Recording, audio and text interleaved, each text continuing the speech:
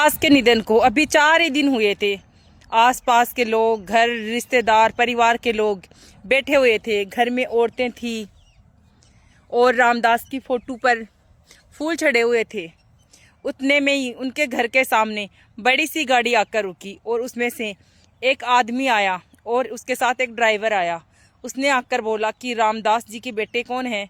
तो बड़ा बेटा था जो कि एक टीचर था सरकारी। उसने बोला कि मैं उनका बड़ा बेटा हूँ जी, बोलिए। तो उसने कहा कि आपके पिताजी ने मुझसे कुछ कर्ज लिए थे कुछ सालों पहले और आज वो कर्ज ब्याज सहित 20 लाख रुपए हो गए, तो मैं अपना कर्ज लेने आया हूँ। तो उसने कहा कि जब पिताजी थे तब क्यों नहीं आए आप? तो उसने बोला कि मुझे थोड़ी पता था। फिर उसने में छोटा बेटा था जो कि बिल्डर था, उसने बोला कि हमारे पास कोई पैसे वैसे नहीं हैं, हमें क्या पता कि हमारे पिताजी ने आपसे पैसे लिए थे।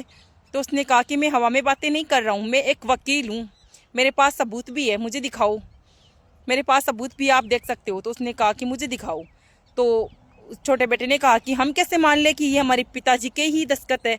उसने कहा कि आपके पिताजी के हस्ताक्षर है वे और आपके पिताजी ने ये लिखावट लिखी है। तो उसने बोला कि हम कैसे भरोसा कर ले, हमारे पास तो कोई पैसा वैसा नहीं है।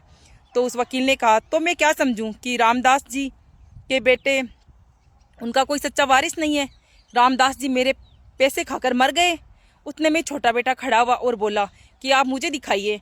तो 20 रुपए का स्टाम्प पेपर था, उस पर उसके पिताजी के हस्ताक्षर थे। उसने कहा कि नहीं, मैं दूंगा उनके पैसे। उतने में उनकी पत्नी ये सब बातें सुन रही थी, तो वो उसका हाथ पकड़ के अंदर लेकर चली गई और बोली कि जब आपके दोनों भाई के पास इतना पैसा है, वो ही नहीं दे पा रहे हैं, तो हम कहाँ से देंगे इतना पैसा? एक टीचर है सरकारी, दूसरा बिल्डर है, उनकी सिटियों में बड़े बड़े फ्लैट है, वो पैसा नहीं दे पा रहे तो हम कहाँ से देंगे? तो उसने कहा कि मैं एक मर्द हूँ और मुझे तुम नामर्द मत बनाओ, मुझे गांव में इस लायक छोड़ दो कि मैं सर उठाकर जा सकूं, न कि सर झुकाकर, वरना लोग पीठ पीछे बातें करेंगे कि रामदास जी पैसे खा के मर गए। मैं अपने बाप की बदनामी नहीं होने दूंगा, अपने बाप की इज्जत नहीं उछालूंगा, मैं दूंगा वो पैसे। क्या तुम्हें अपने पति पर भरोसा नहीं है? मैं तुम्हें किसी चीज़ की कमी नहीं होने दूंगा। तो उसने कहा नहीं जी, भरोसा तो है। तो वो चला गया, बाहर गया। तो उस वकील ने कहा क्यों, बदल गया तुम्हारा फैसला? बदल दिया तुम्हारी पत्नी ने तुम्हारा फैसला? तो उसने कहा नहीं, वो एक मर्द की बीवी है, उसने मेरा फैसला नहीं बदला है, उसने मेरा साथ दिया है।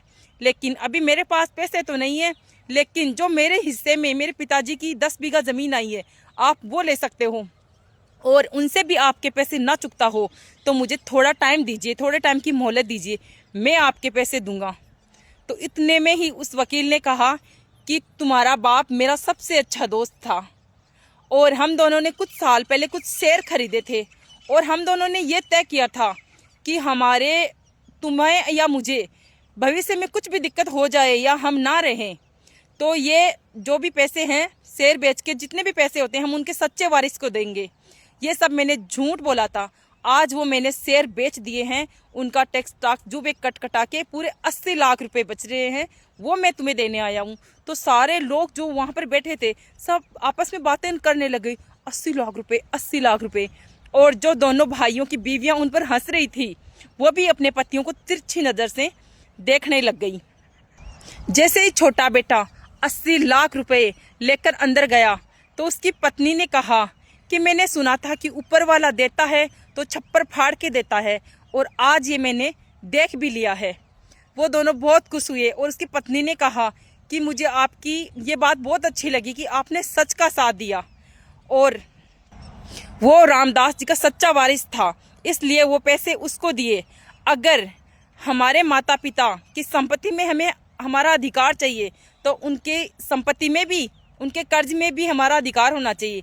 हम अपने अधिकार लेने के लिए तो बोल देते हैं कि हमें संपत्ति दीजिए, लेकिन अपने माता पिता का जो कर्ज होता है वो भी हमें चुकाने का अधिकार होता है। अगर हमें उनके कर्ज में हमारा कोई अधिकार नहीं है तो उनकी संपत्ति लेने का भी हमें कोई अधिकार नहीं है।